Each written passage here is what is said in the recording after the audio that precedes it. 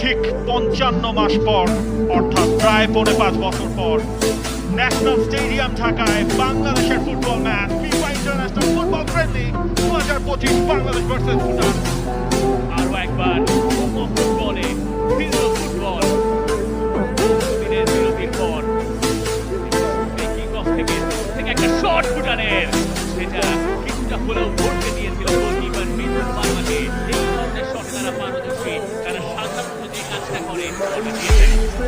সেখান থেকে রাকিব কাছ থেকে পাস পেয়েছেন, তারপরে ভালো একটা সুযোগ তার সামনে ছিল। ফিরতি বল সেকেন্ড বলটা বাংলাদেশের পায়ে যে শট হয়েছে, সেখানে জামাল ভুঁইয়া পাটা ছোঁয়ালেই হয়তো পেয়ে যেতে পারতেন গোলের দেখা। দারুণ একটা শুরু বাংলাদেশের ম্যাচের তৃতীয় মিনিটেই। জামালের টার্গেট, সেই হামজার হেডার, হামজার গোল। ব্রেভ নিউ বাংলাদেশ, সেই বাংলাদেশে হামজার গোল, এবং এই স্টেডিয়াম এখন ফেটে পড়ছে। দেশের মাটিতে প্রথম ম্যাচেই হামজা দেখালেন কিভাবে গোল করতে হয়। সমর্থকদের সেই ভালোবাসার প্রতিদান দেওয়া শুরু করলেন হামজা চৌধুরী প্রথম মিনিটেই। রাকিব দারুণ এক টার্ন নিয়ে গতির ঝড় তুলেছেন। সুযোগ আছে ফাহমিদুলের সামনে, ফাহমিদুল বক্সের ভিতর থেকে শট, গোলকিপারের সেই আছে বাংলাদেশের। যেমন পোস্টটাই ছিল টার্গেট, কিন্তু সেটা পুরোপুরি বাইরে দিয়ে গেছে। রাকিবের সেই দৌড়, ফাহমিদুলের ওয়ান টাচে শট নেয়া, বাংলাদেশ অ্যাটাকিং।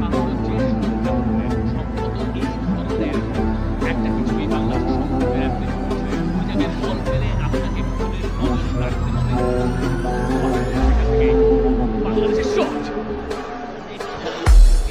থেকে কিন্তু কাজেম শাহ সেখানে দেখেছিলেন, তার উপরে তেমন একটা প্রেশার ছিল না, এবার রাইট ব্যাংকে বল পেয়েছে তাদের। সেখানে আর একটা ক্রস, জামাল ভুঁইয়া শটটা ক্রস হলো পয়েন্ট ব্ল্যাঙ্ক রেঞ্জ থেকে, নিশ্চিত গোল বাঁচিয়ে দিয়েছেন ভুটান ডিফেন্ডার। দারুণ একটা ক্রস তাজউদ্দিনের, যেটা বাংলাদেশের জন্য সেকেন্ড গোল এনেও দিয়েছিল। জামালের শটটা যদি শেষ পর্যন্ত না ব্লক হতো, প্রায় পাইয়ে দিয়েছিল, পাইয়ে দিয়েছে দিকে রাকিব।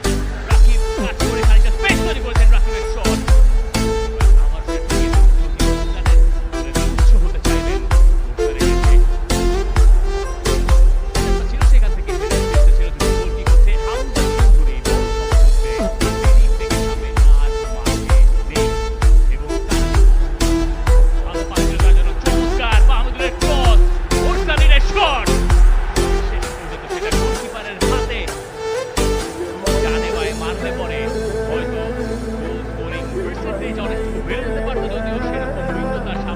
বাংলাদেশ লম্বা সময় পর একটা গোলও পেয়েছিল মুস্তালিনের। ২০২৪-এর গোলটাতে আবার করেছিলেন টার্গেট, এখনো সুযোগ, একটা লং রেঞ্জ শট এবং